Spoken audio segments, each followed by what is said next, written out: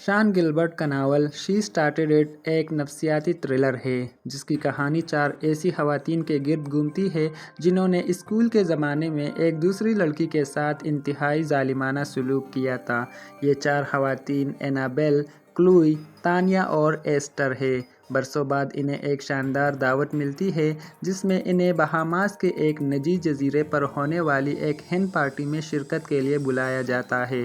اس دعوت کی سب سے عجیب بات یہ ہے کہ یہ دعوت پوپی گرین کی طرف سے آتی ہے، حالانکہ ان چاروں کا خیال تھا کہ پوپی 10 سال پہلے مر چکی ہے۔ اس کے باوجود وہ اس پراسرار دعوت کو قبول کر لیتی ہے۔ ان میں سے تانیہ سب سے زیادہ بے چین ہوتی ہے کیونکہ وہ کبھی پوپی کی سب سے قریبی دوست ہوا کرتی تھی اور اسے اچھی طرح یاد ہے کہ ماضی میں پوپی کے ساتھ کیا ہوا تھا۔ چاروں خواتین جزیرے پر پہنچتی ہے تو ابتدا میں سب کچھ ایک خواب کی طرح خوبصورت نظر آتا ہے۔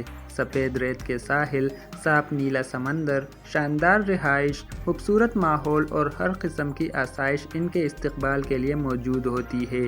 جزیرے کے منتظم روبن انہیں ہنگامی فون، ابتدائی طبی امداد اور دوسرے حفاظتی انتظامات کے بارے میں بتاتی ہے اور پھر وہاں سے چلی جاتی ہے۔ شروع میں خواتین اس سفر کو ایک پرتعیش چھٹی سمجھتی ہے، لیکن جلد ہی انہیں محسوس ہونے لگتا ہے کہ اس جگہ میں کچھ عجیب ہے۔ روبن ایک موقع پر اینابیل کو ہی دلہن سمجھ لیتی ہے، جو بظاہر ایک معمولی غلطی ہوتی ہے، لیکن بعد میں اس کا تعلق کہانی کے اہم راز سے سامنے آتا ہے۔ روبن کے جانے کے بعد خواتین اور پوپی ایک دوسرے کے ساتھ تقریباً مکمل تنہائی میں رہ جاتی ہے۔ جیسے جیسے دن گزرتے ہیں، پوپی کا رویہ عجیب اور پریشان کن ہو جاتا ہے۔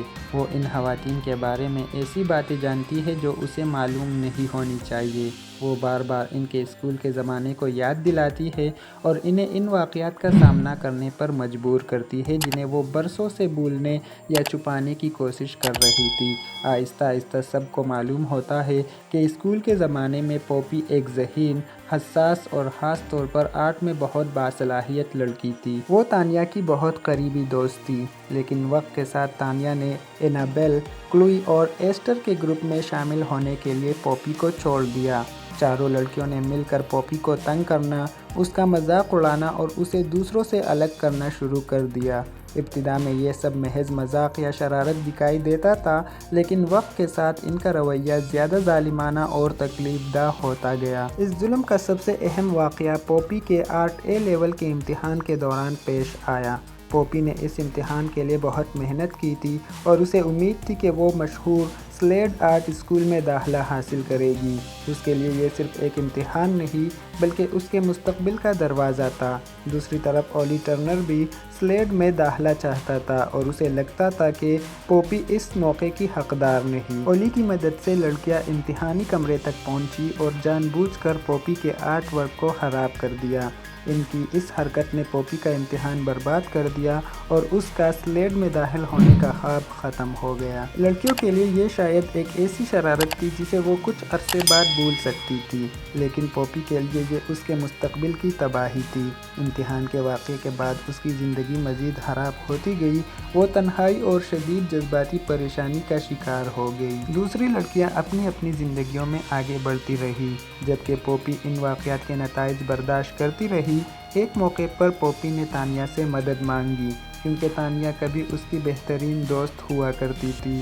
پوپی کو امید تھی کہ تانیہ اسے سمجھے گی اور اس کا ساتھ دے گی، لیکن تانیہ نے اس کی تکلیف کو سنجیدگی سے نہیں لیا۔ اس ناکامی کے فوراً بعد پوپی کی موت ہو گئی۔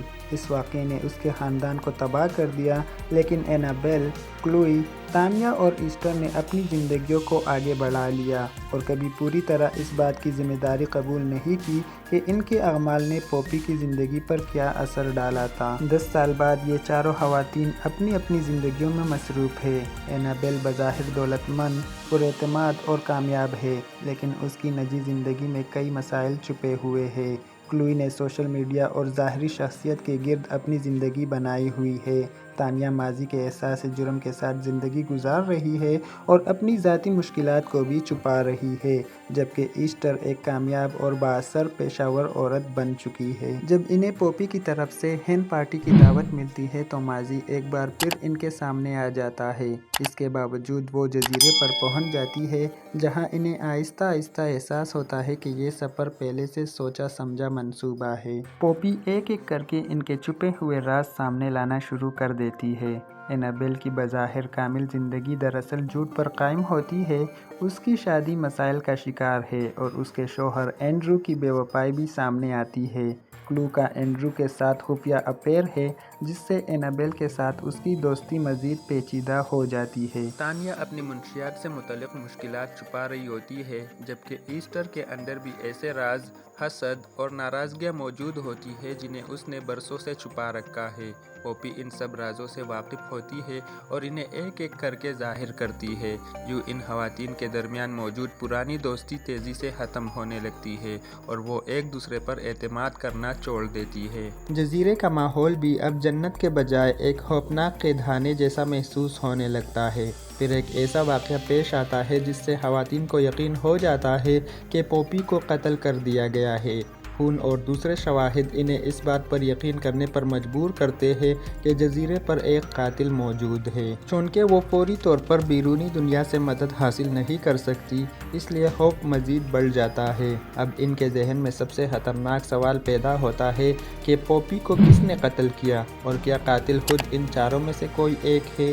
خواتین ایک دوسرے پر شک کرنا شروع کر دیتی ہے۔ ان کے پاس ایک دوسرے کے خلاف راز محرکات اور شک کی وجوہات موجود ہوتی ہے۔ ان کی پرانی دوستی مکمل طور پر دشمنی میں بدل جاتی ہے۔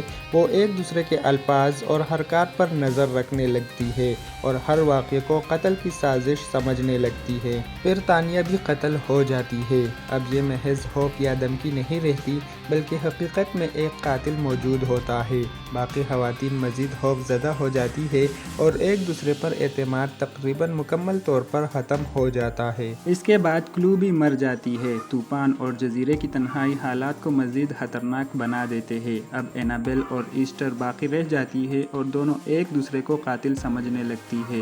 ایسٹر کو یقین ہو جاتا ہے کہ اینابیل نے تانیہ اور کلو کو قتل کیا ہے اور اب اسے بھی ختم کرنا چاہتی ہے۔ اینابیل بھی ایسٹر پر شک کرتی ہے۔ دونوں کے درمیان شدید جھگڑا ہوتا ہے اور بالآخر اینابیل ایسٹر کو قتل کر دیتی ہے۔ اینابیل سمجھتی ہے کہ اب وہ جزیرے پر اکیلی زندہ بچی ہے اور شاید وہ اس پورے واقعے سے بچ نکلے گی۔ لیکن اسی وقت کہانی کا سب سے بڑا راز سامنے آتا ہے۔ جس عورت کو وہ پوپی سمجھ رہی تھی، وہ پوپی نہیں بلکہ وینڈی ہوتی ہے۔ وینڈی پوپی کی چھوٹی بہن ہے۔ اصل پوپی واقعی 10 سال پہلے مر چکی تھی۔ وینڈی نے پوپی کی ڈائری حاصل کی تھی اور اس کے ذریعے اسے اپنی بہن کے ساتھ ہونے والے تمام واقعات کا علم ہوا۔ اسے معلوم ہوا کہ پوپی کو اسکول میں کس طرح تنگ کیا گیا، اس کا آرٹ امتحان کس طرح برباد کیا گیا، اس کا سلیٹ جانے کا خواب کس طرح ختم ہوا اور کس طرح وہ لوگ جنہوں نے اسے تکلیف پہنچائی تھی اپنی زندگیوں میں آگے بڑھ گئے، جبکہ پوپی کی زندگی ختم ہو گئی۔ وینڈی نے اپنی بہن کے لیے بدلہ لینے کا فیصلہ کیا۔ اس نے کئی سال تک چاروں خواتین کی زندگیوں کے بارے میں معلومات جمع کی، ان کے راز معلوم کیے اور ان کی کمزوریوں کو سمجھا۔ پھر اس نے پوپی کا روپ اختیار کیا اور انہیں ایک نجی جزیرے پر اکٹھا کیا۔ اس کا مقصد صرف انہیں قتل کرنا نہیں تھا، بلکہ انہیں وہی خوف، تنہائی، بے بسی اور ذہنی اذیت محسوس کروانا تھا جس سے پوپی گزری تھی۔ وینڈی نے جان بوجھ کر ان کے درمیان شک پیدا کیا اور ان کے راز سامنے لائے، کیونکہ وہ جانتی تھی کہ یہ خواتین پہلے ہی ایک دوسرے پر اعتماد نہیں کرتی۔ آخرکار ان کی اپنی خود غرضی، جھوٹ اور ماضی کے جرائم نے انہیں ایک دوسرے کے خلاف کھڑا کر دیا۔ وینڈی نے تانیہ اور کلو کو قتل کیا، لیکن اس کی اصل طاقت اس کی نفسیاتی منصوبہ بندی تھی۔ اس نے خواتین کو اس حد تک ایک دوسرے پر شک کرنے پر مجبور کر دیا کہ وہ خود ہی ایک دوسرے کی دشمن بن گئی۔ اینابیل نے ایسٹر کو قتل کر کے وینڈی کے منصوبے کو مزید کامیاب بنا دیا، کیونکہ اب اینابیل کے خلاف حقیقی قتل کا ثبوت بھی موجود تھا۔ وینڈی نے آخر میں اینابیل کو ان تمام جرائم کا ذمہ دار دکھانے کا منصوبہ بنایا۔ جزیرے کی بکنگ اینابیل کے نام اور اس کے کریڈٹ کارڈ سے منسلک تھی۔ اس کے فنگر پرنٹس اور ڈی این اے بھی جزیرے پر موجود تھے، کیونکہ وہ وہاں رہ چکی تھی اور متاثرین کے ساتھ رابطے میں رہی تھی۔ मज़ीद अहम बात ये थी कि वो ईस्टर को वाकई कत्ल कर चुकी थी। रॉबिन जजीरे पर वापस आती है और पुलिस वहाँ पहुँचती है तो एनाबेल खुद को एक बेगुनाह और खौफजदा जिंदा बच जाने वाली औरत जाहिर करने की कोशिश करती है। वो उम्मीद करती है कि वो अपनी बातों और ज़ाहरी कमज़ोरी से पुलिस को धोखा दे सकेगी, लेकिन हालात उसके खिलाफ होते हैं। पुलिस लाशें दरियाफ्त करती है और एनाबेल को कत्ल के जुर्म में गिरफ्तार कर लेती है। नावल के आखिरी हिस्से में कहानी वेंडी के नुक्ते नज़र से दिखाई जाती है। वो जजीरे से फरार हो चुकी है और एयरपोर्ट पर अपनी परवाज़ का इंतज़ार कर रही है। वो पॉपी को याद करती है और अपनी बहन की मौत के बाद अपने ख़ानदान की तबाही के बारे में सोचती है। वेंडी को दुख होता है कि वो अपनी बहन की तकलीफ़ को पहले क्यों नहीं समझ सकी, लेकिन उसके साथ साथ उसे यकीन है कि इन ख़वातीन ने पॉपी के साथ ऐसा जुल्म किया था जिसका हिसाब होना ज़रूरी था। वेंडी के पास एक नोटबुक होती है जिसमें उन लोगों के नाम दर्ज होते हैं जो पॉपी की तबाही से किसी न किसी तरह जुड़े हुए थे। वो एक एक करके इन नामों को ख़त्म करती है, लेकिन इस फहरिस्त में अब भी एक नाम बाकी है, ओली टर्नर। ओली वो लड़का था जिसने पॉपी के आर्ट इम्तिहान को बर्बाद करने के मंसूबे में अहम किरदार अदा किया था और जिसके सबब पॉपी का स्लेट जाने का ख्वाब ख़त्म हुआ था। वेंडी अब उसे अपना अगला हदफ समझती है। आखिर में वेंडी एयरपोर्ट पर दो छोटी बहनों को देखती है। इन दोनों बहनों को देखकर उसे अपना और पॉपी का बचपन याद आ जाता है। ये मंजिर उसे अपनी बहन की याद दिलाता है और उसके अंदर मौजूद गम दोबारा जाग उठता है, लेकिन वो फिर भी आगे बढ़ जाती है क्योंकि उसके ख्याल में उसका इंतकाम अभी मुकम्मल नहीं हुआ। यू शी स्टार्टेड इट एक ऐसी कहानी बन जाती है जिसमें माजी के जुल्म और उसके नताइज एक दूसरे से जुड़ जाते हैं। चार लड़कियों ने स्कूल में पॉपी के साथ बदसलूकी की, उसके ख्वाब को तबाह किया और फिर अपनी ज़िंदगियों में आगे बढ़ गई, लेकिन पॉपी की बहन वेंडी ने उसे माजी को बुलाने से इनकार कर दिया। 10 साल बाद उसने इन्हें एक ऐसे जजीरे पर जमा किया जहां उनके राज, झूठ और माजी एक एक करके इनके सामने आते गए। इनकी दोस्ती खौफ, शक और जुर्म की वजह से तबाह हो गई। कई जानें ज़ाया हुई, एनाबेल गिरफ्तार हो गई और वेंडी फरार होने में कामयाब हो गई। नावल के अख्तिताम पर वाज़ेह होता है कि टाइटल शी स्टार्टेड इट सिर्फ एक सादा इल्ज़ाम नहीं बल्कि पूरी कहानी की बुनियाद है। इन ख़वातीन ने शायद ये समझा था कि इन्होंने जो कुछ पॉपी के साथ किया था वो माजी में दफन हो चुका है, लेकिन इनके अमाल ने ऐसे नताइज पैदा किए जिनसे वो खुद भी नहीं बच सकी। वेंडी के नज़दीक इन्होंने ये सब शुरू किया था, लेकिन उसने उसे अंजाम तक पहुंचाया। यूँ नावल गुंडागर्दी, एहसास जुर्म, इंतकाम, छुपे हुए राज और अपने अमाल की ज़िम्मेदारी से फरार होने के नताइज को एक ऐसे खौफनाक और पुरस्रार कहानी के ज़रिए पेश करता है। मज़ीद ऐसी वीडियोस के लिए हमारे चैनल इनसाइट लाइब्रेरी को सब्सक्राइब करना ना भूलें और साथ ही बेल आइकन को भी ज़रूर दबाएं।